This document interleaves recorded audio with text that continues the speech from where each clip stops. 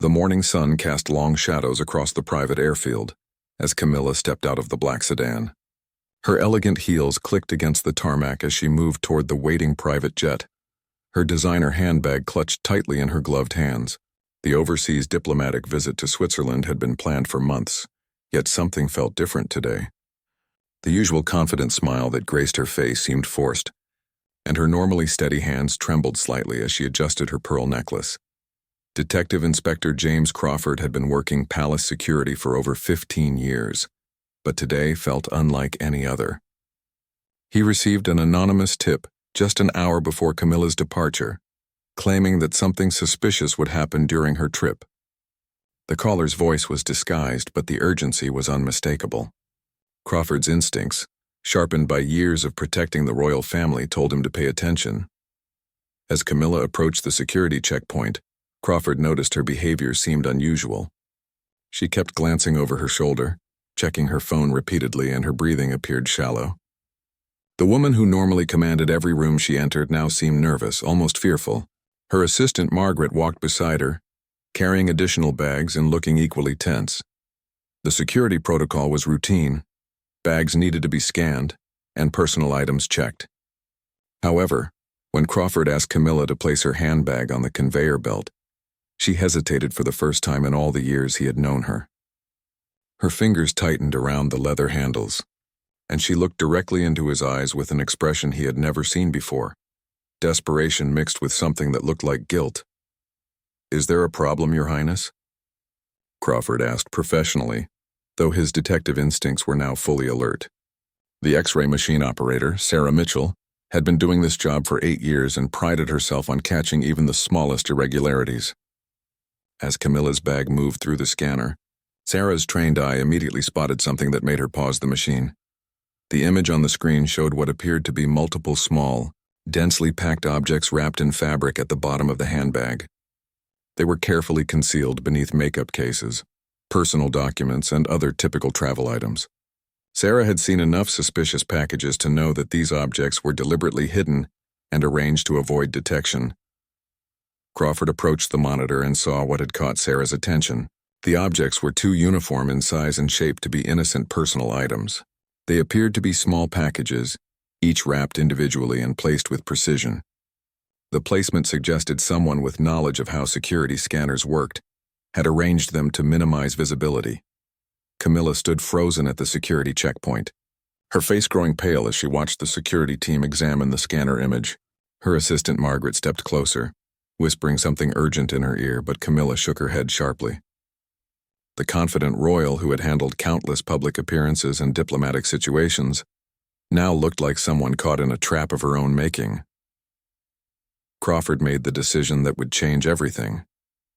Despite the diplomatic complications of detaining a senior royal family member, his duty to security came first.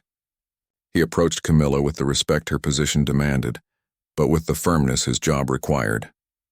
The private jet's engines hummed in the background, waiting for passengers who might not be boarding as planned. The revelation that something was seriously wrong became clear when Camilla's security detail, who normally stayed close to her side, began exchanging worried glances. They had not been informed of any special items she might be carrying, which was highly unusual for any overseas trip.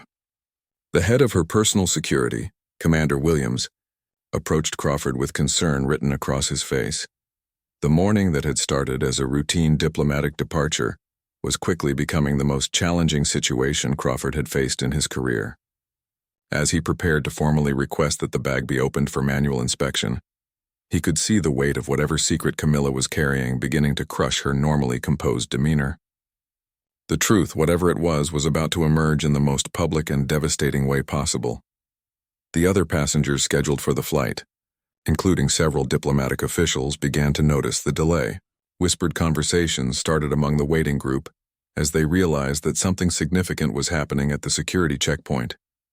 The carefully planned departure schedule was already falling apart, and the day's events were spiraling beyond anyone's control.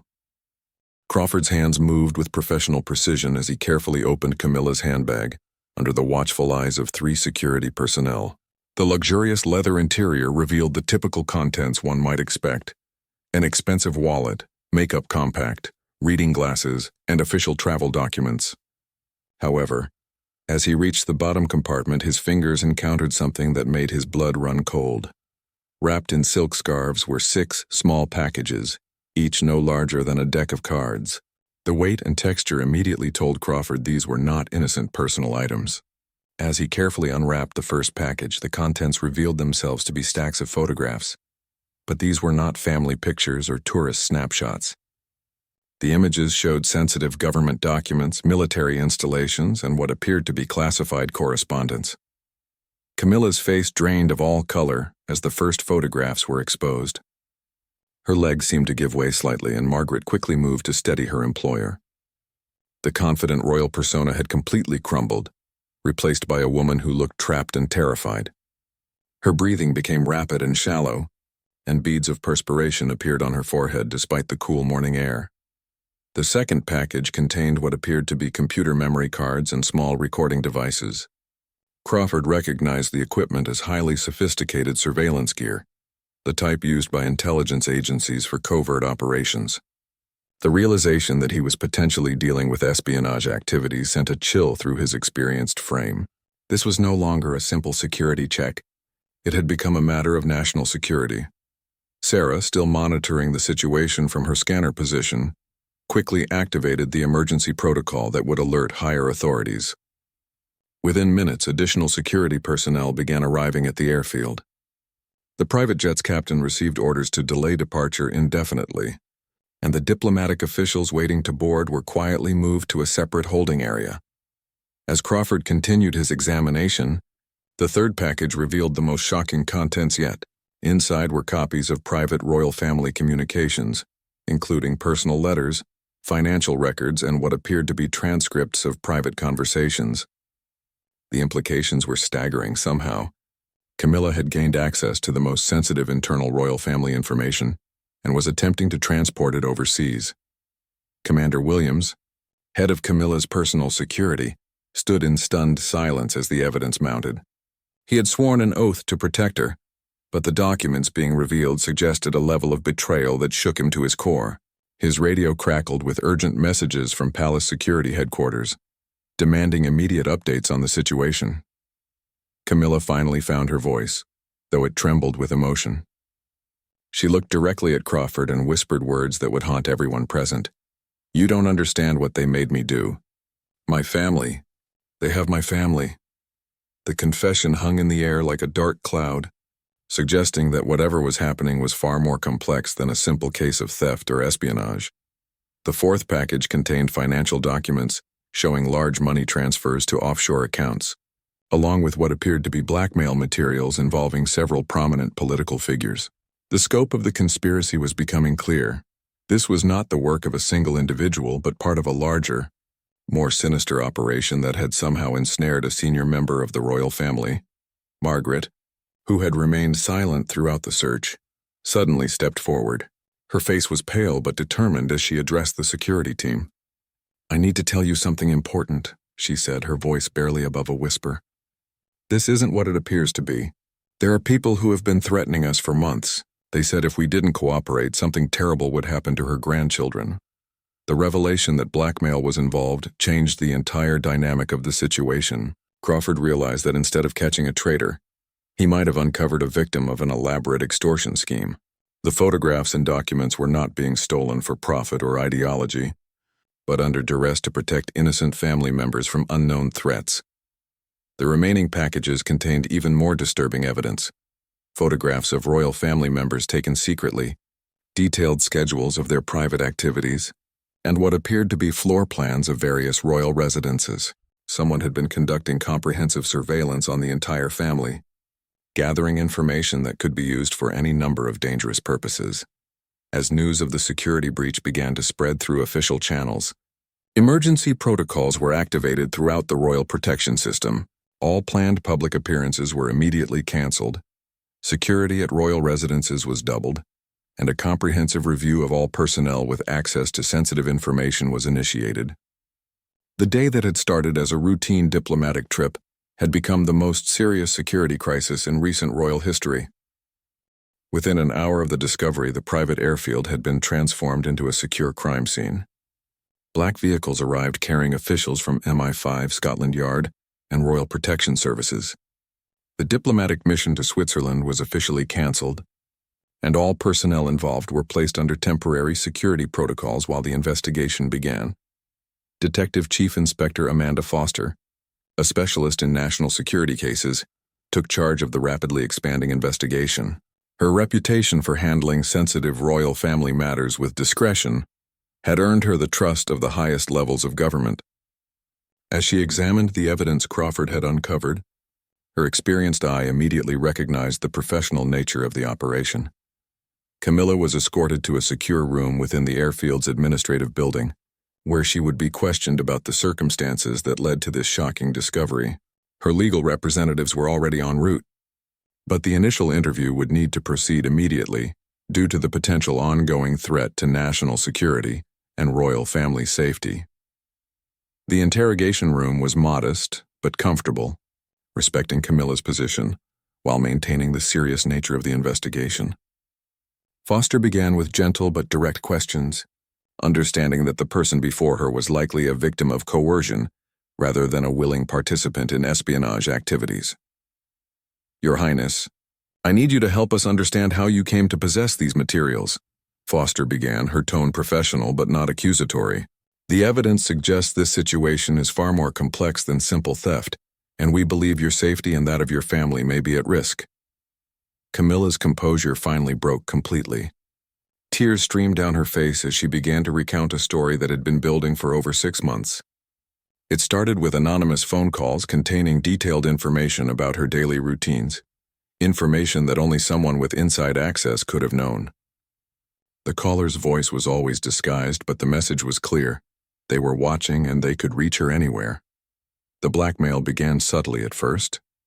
Small requests for information about family schedules, guest lists for private events, and details about security arrangements. When Camilla initially refused to cooperate, photographs arrived showing her grandchildren walking to school, playing in the park, and engaging in other innocent activities. The message was unmistakable. They could reach anyone anytime. Margaret, who had been questioned separately, provided additional details that painted an even more disturbing picture. The blackmailers had demonstrated their reach by mentioning private conversations that had taken place within supposedly secure royal residences. They knew about family disagreements, financial concerns, and personal relationships that should have been completely confidential. As the investigation progressed, technical experts examined the surveillance equipment found in Camilla's bag. The devices were highly sophisticated, far beyond what typical criminals could access. The analysis revealed that some of the equipment was still actively recording and transmitting data, suggesting that the blackmailers had been monitoring the royal family in real time. The computer memory cards contained thousands of files, including audio recordings of private conversations, photographs taken inside royal residences, and detailed maps of security installations. The scope of the surveillance was breathtaking. Every aspect of the royal family's private life had been compromised for months. Without anyone realizing it, Foster recognized the hallmarks of a professional intelligence operation, but the motivations remained unclear. The materials being gathered went far beyond what would be needed for simple blackmail or financial gain. Someone was conducting comprehensive espionage against the British royal family, and they had been remarkably successful in remaining undetected. The breakthrough came when technical analysis revealed that the surveillance equipment contained identifying markers that traced back to a series of purchases made through diplomatic channels. The equipment had been acquired using credentials that belonged to a foreign embassy, though which specific country remained under investigation. Meanwhile, security teams were dispatched to immediately secure all royal family members and conduct comprehensive security sweeps of all royal residences. The discovery that their private spaces had been compromised for months without detection represented a catastrophic failure of the protection systems that were supposed to keep them safe. As evening approached, the full extent of the conspiracy began to emerge. The blackmail operation was not the work of common criminals, but appeared to be a state-sponsored intelligence-gathering effort targeting the most sensitive aspects of British royal and governmental operations. Camilla had been an unwilling participant, forced to cooperate under threat of harm to her loved ones, The investigation expanded to include international intelligence agencies, as the sophistication of the operation suggested coordination with foreign powers. The materials Camilla was carrying were not intended for immediate use but appeared to be part of a larger intelligence package being assembled for purposes that remained ominously unclear. Foster realized that uncovering this conspiracy might have prevented something far more dangerous than simple espionage. The comprehensive nature of the surveillance and the specific types of information being gathered suggested that someone was preparing for a major operation against the royal family, and Camilla's forced cooperation had been just one piece of a much larger and more threatening puzzle. The secure conference room at Scotland Yard buzzed with urgent activity as intelligence analysts worked through the night to decode the information found in Camilla's possession. Digital forensics experts had recovered thousands of deleted files from the memory cards, revealing a surveillance operation that had been running for over 2 years, far longer than anyone had initially suspected. Detective Chief Inspector Foster coordinated with international intelligence agencies as the scope of the conspiracy became clear. The operation had tentacles reaching into multiple countries, with evidence suggesting coordination between several hostile foreign intelligence services. The British royal family had been targeted, not just for their symbolic value, but for their access to state secrets and diplomatic intelligence. Dr. Elizabeth Hayes, a behavioral analyst specializing in coercion cases, was brought in to evaluate Camilla's psychological state and determine the full extent of the manipulation she had endured. The initial assessment revealed classic symptoms of someone who had been subjected to sophisticated psychological warfare designed to break down resistance over time. The blackmailers had employed a technique known as salami slicing for gradually increasing their demands while maintaining constant psychological pressure. They started with requests for seemingly harmless information, then slowly escalated to more sensitive materials. Each compliance made it harder for Camilla to refuse subsequent demands, creating a psychological trap from which escape seemed impossible. Intelligence analysts discovered that the surveillance had been conducted using a network of seemingly ordinary individuals who had infiltrated various aspects of royal household operations. Florists, caterers, maintenance workers, and even some long-term staff members had been compromised through a combination of bribery, blackmail, and ideological manipulation. The revelation that multiple household staff had been turned against the royal family sent shockwaves through the security establishment.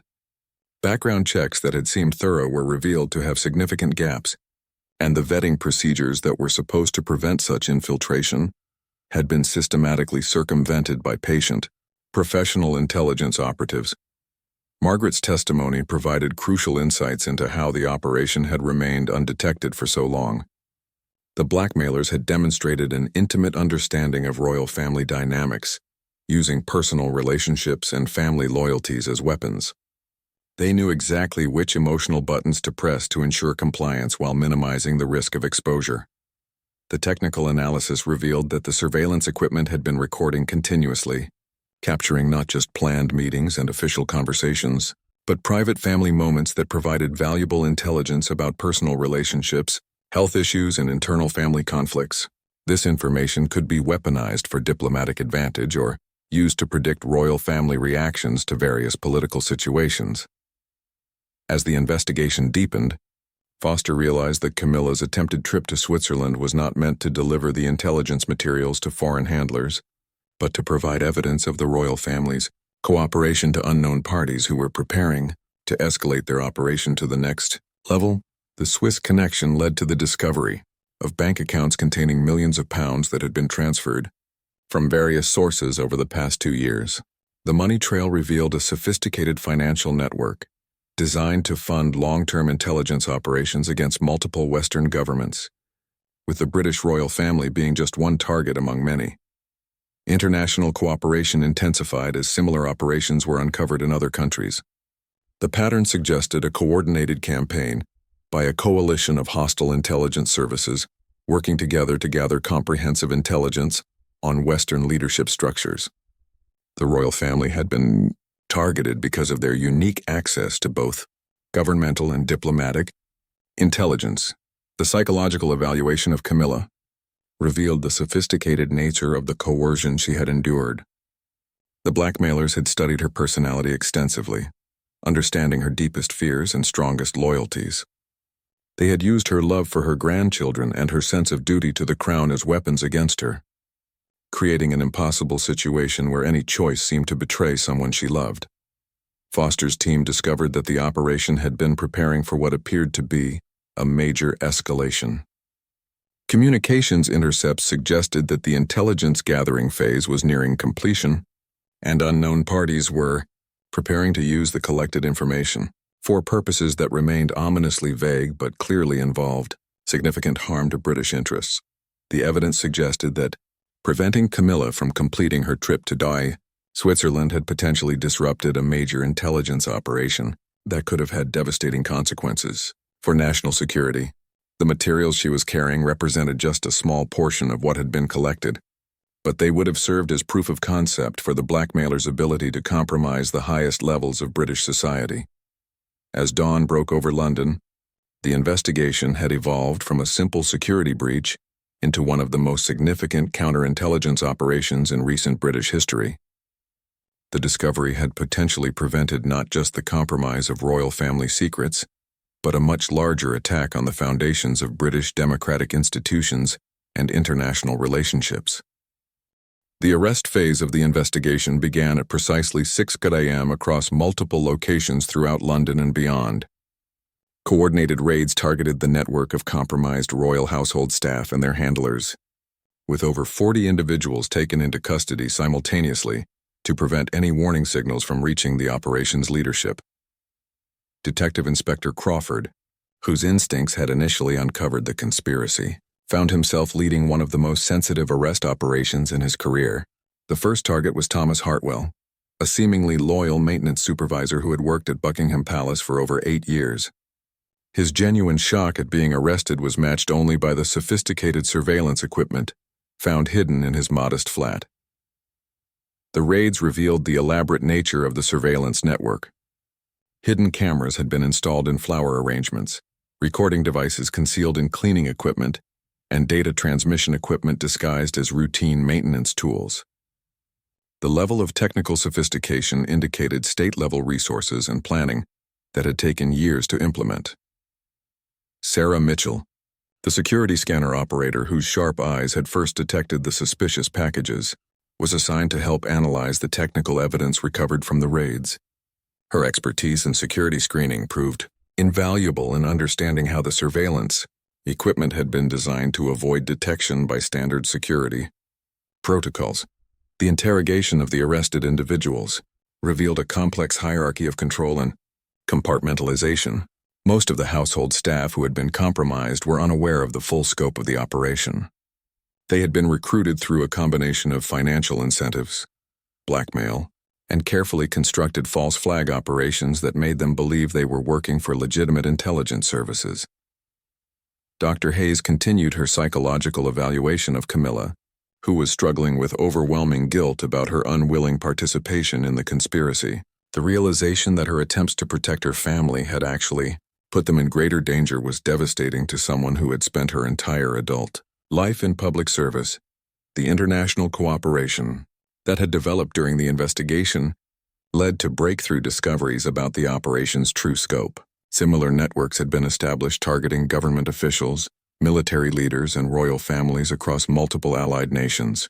The British operation was part of a coordinated campaign designed to gather comprehensive intelligence for what appeared to be preparation for a major geopolitical disruption.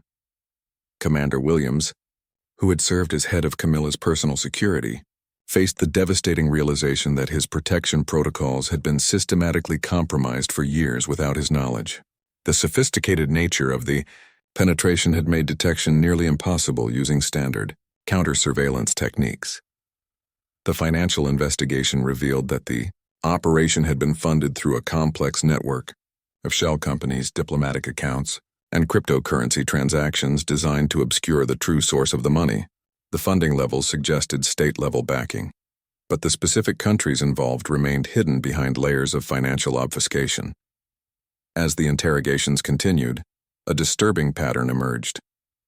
The blackmailers had not only gathered intelligence, but had also been conducting psychological profiles of royal family members, studying their decision-making processes, emotional vulnerabilities, and personal relationships with scientific precision.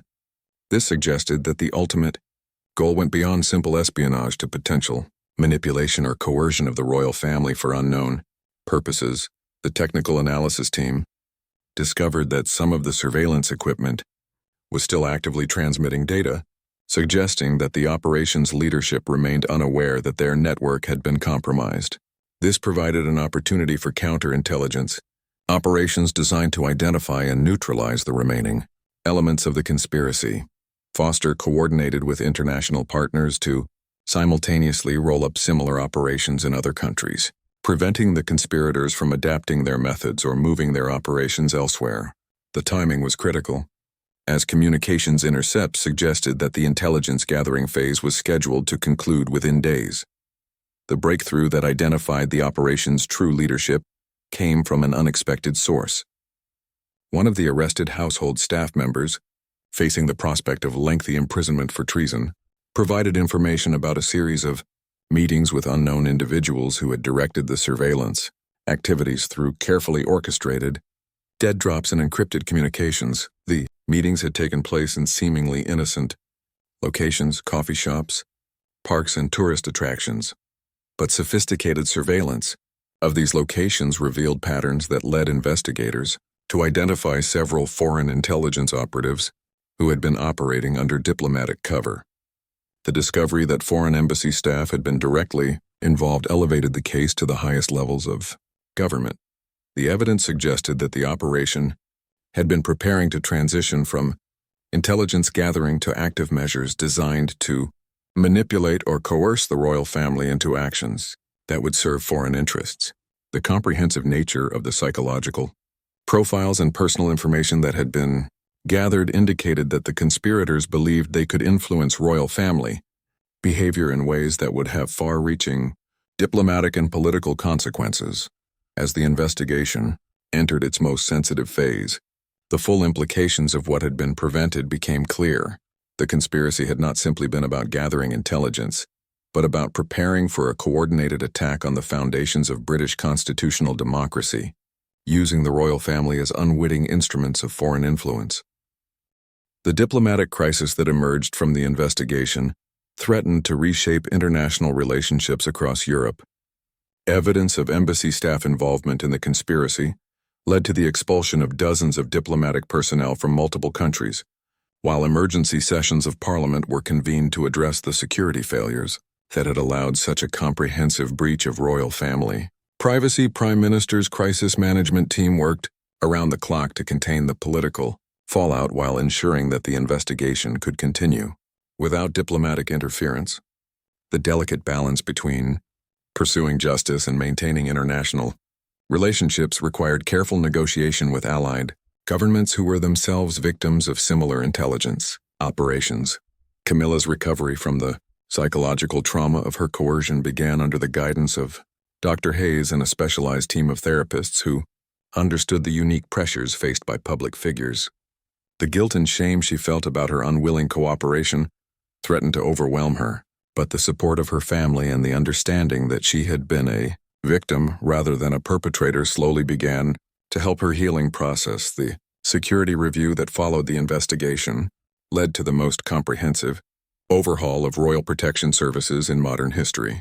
Every aspect of palace security, from staff vetting procedures to technical counter-surveillance measures, was redesigned based on the hard-learned lessons from this devastating breach. Margaret, whose loyalty and courage in speaking up had been instrumental in uncovering the full scope of the conspiracy, was quietly reassigned to a position that would allow her to contribute to the new security protocols while receiving the support she needed to process her own traumatic experience. The trials of the conspirators began 6 months later, conducted under extraordinary security measures to prevent any attempts at intimidation or elimination of witnesses. The evidence presented painted a picture of a multi-year operation that had come frighteningly close to achieving objectives that could have destabilized the British government and compromised national security for generations. Detective Inspector Crawford received recognition for his instinctive decision to investigate the suspicious contents of Camilla's bag, but he remained humble about his role in preventing what intelligence experts agreed could have been a catastrophic breach of national security. His experience reinforced the importance of trusting professional instincts even when dealing with the highest levels of authority. The international cooperation that had developed during the investigation evolved into a permanent intelligence sharing arrangement designed to prevent similar operations from taking root in the future.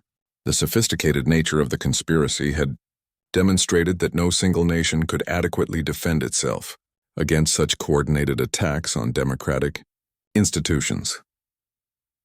Sarah Mitchell's expertise in security screening led to her promotion within the Royal Protection Service, where her sharp observational skills would be applied to developing new detection methods for sophisticated surveillance equipment.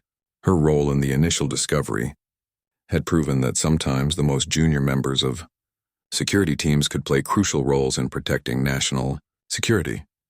The financial investigation eventually recovered millions of pounds that had been intended to fund similar operations in other countries.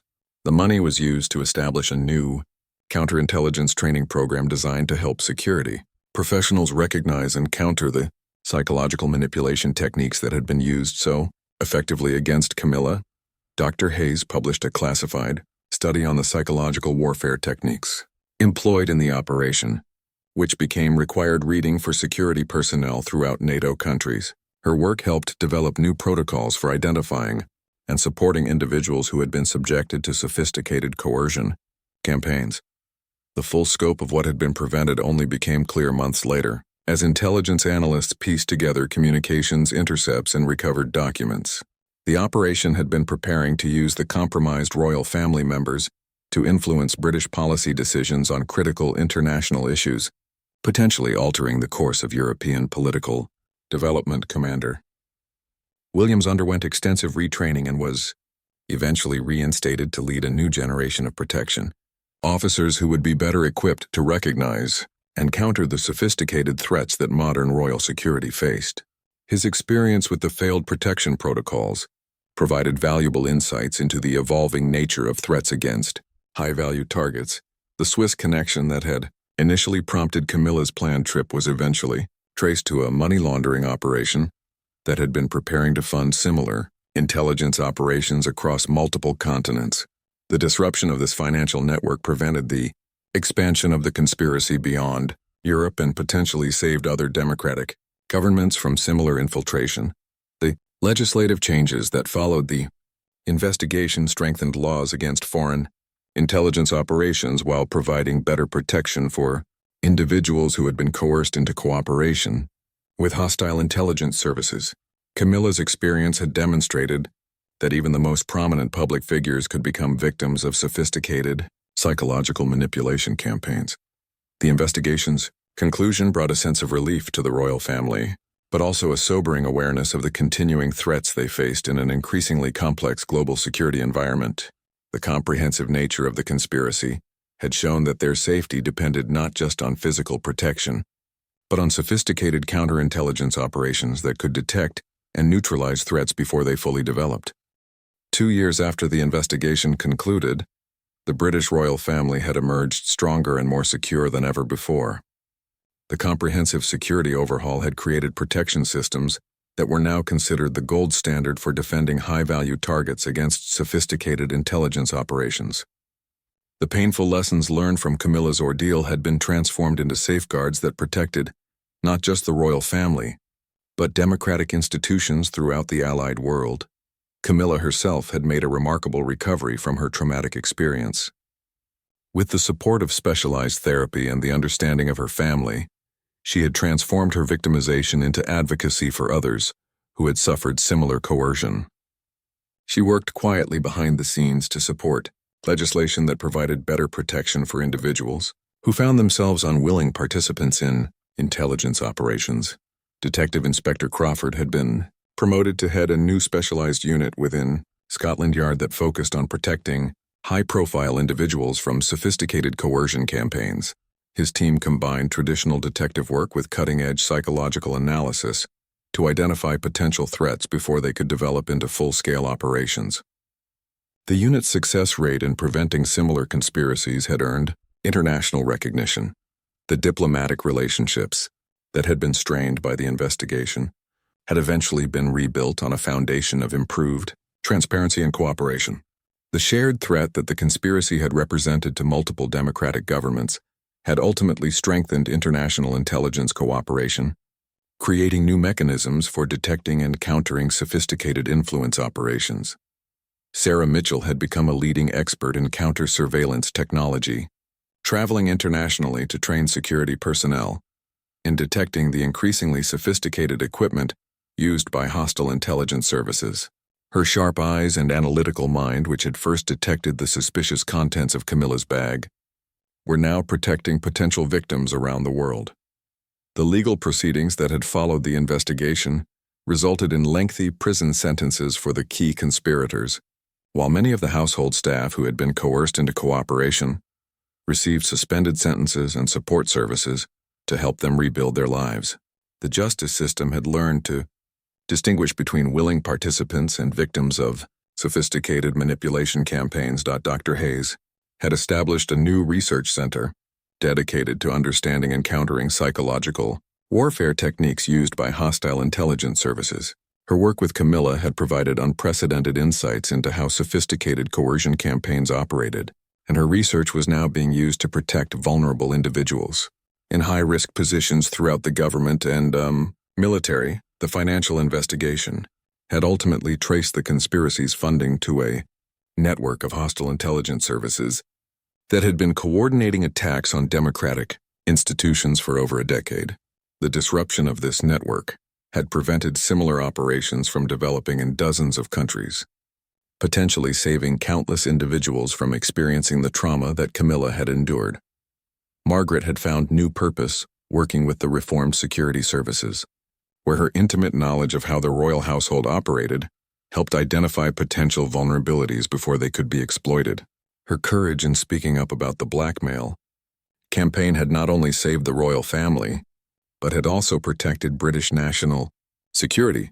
The international intelligence sharing arrangements that had emerged from the investigation had evolved into a comprehensive defense network that made it increasingly difficult for hostile services to conduct long-term operations against democratic governments. The sophisticated nature of the conspiracy that had targeted Camilla had paradoxically strengthened the defenses of the entire democratic world. Commander Williams had successfully implemented the new security protocols throughout the Royal Protection Service, creating a culture of vigilance and professional skepticism that made infiltration by hostile intelligence services far more difficult. His experience with the failed protection of Camilla had been transformed into expertise that now protected the entire royal family more effectively. The technological countermeasures developed in response to the sophisticated surveillance equipment used in the conspiracy had revolutionized security screening procedures worldwide. The equipment that had been designed to avoid detection by standard security protocols had ultimately led to the development of far more effective detection systems. The Swiss banking investigation had resulted in new international agreements on financial transparency that made it much more difficult for hostile intelligence services to fund long-term operations through traditional money laundering techniques. The financial networks that had supported the conspiracy against the royal family were now under constant surveillance by cooperating intelligence agencies. As Camilla resumed her public duties with renewed confidence and improved security, she carried with her the knowledge that her traumatic experience had ultimately contributed to protecting countless other potential victims of similar operations. The conspiracy that had nearly destroyed her had instead become the foundation for a stronger, more secure democratic world. The morning sun that now shone on the royal family illuminated institutions that were better prepared to face the sophisticated threats of the modern world. The palace guard who had stopped Camilla that fateful day had not just prevented a security breach, he had helped uncover and dismantle one of the most sophisticated intelligence operations ever attempted against a democratic government, ensuring that such attacks would be far more difficult to carry out in the future.